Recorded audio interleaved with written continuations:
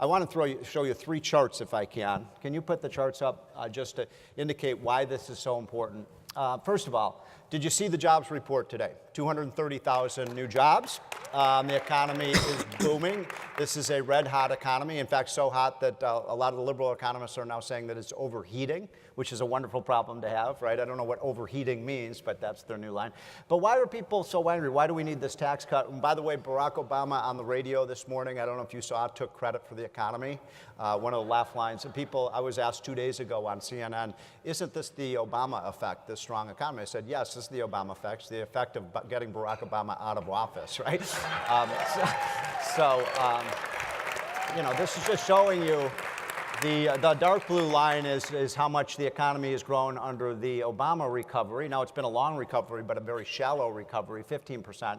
And then that red line is what happened under the Reagan Revolution. And you can see, you know, one of the lines that we've been using all the time is the economy would be $3 trillion larger today if we had had a Reagan-style expansion. By the way, $3 trillion is the equivalent of the combined GDP of Michigan, Ohio, and Pennsylvania. That's what's missing from the economy because of low growth. All sorts of. By the way, the budget would have been in balance. And the states and localities, how much more money would they have, Arthur? They would have had $581 billion more. Yeah, so in 2015. So prosperity is the key to your state government issues too. The second thing is people always ask the four of us, can we afford this tax cut? I get asked that all the time. I don't know if you guys.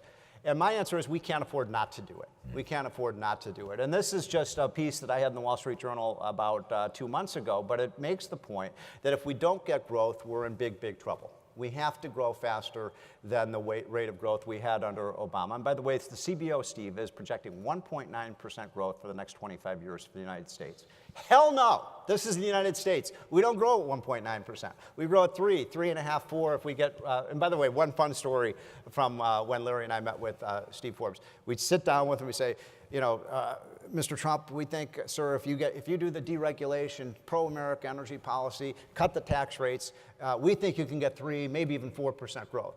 And he would always stand there and he'd look at us and he'd put up his fist with 5 fingers and say, 5, I want 5% growth. And I don't know if we can get 5, but we're going to get 4 next year if we get this tax cut. But all I'm showing here is that this is the debt as a share to GDP. If we just stay on the path that we were on under Obama, look at that. We go to 150% of GDP. None of us are huge, you know, debt phobiacs, but once you get a debt that high, you do get in Greece and Puerto Rico range. All I did was say, well, what if we get 3% growth? And Steve, that's a layup, 3% growth. What's the historic average, 3.3?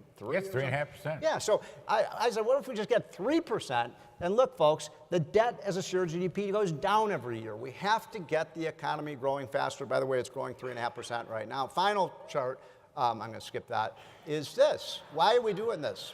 Why are we doing this? Why is the corporate rate so low? And Larry and I showed this chart to Donald Trump at one of our first meetings. This is the corporate tax rate in the United States. That black line across the top of the chart, that's the U.S. tax rate. And as you can see, we have not changed our rate in, 30 years or something like that. And it used to be, by the way, our corporate rate was lower than the rest of the world, so we were actually competitive.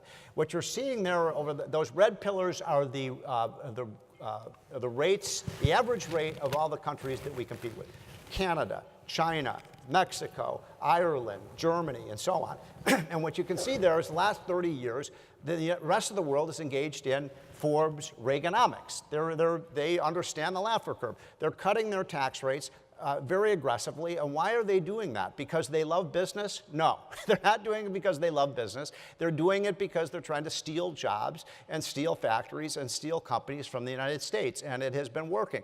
So much so that that gap now is about 20 percentage points. We're at 40%. The rest of the world's at about 20. My point here, Larry, is we've got to do this. This should have been done a long time ago. It should have been done. And it's a great riff. This is the reason why we can't afford 22%. Exactly. We mustn't, because when you add in state and local, you're going to lose a lot of competitiveness. You know, Trump, to his credit, wanted 15 for a long time. And by the way, 15 brings us way below. We go from the worst. We have the highest rate in the world today on our businesses. We would go, if even at 20%, we go below the international average. I think you're going to have a magnet effect where you just get companies and businesses and capital flowing back to the United States. And I do believe we can get 4% growth.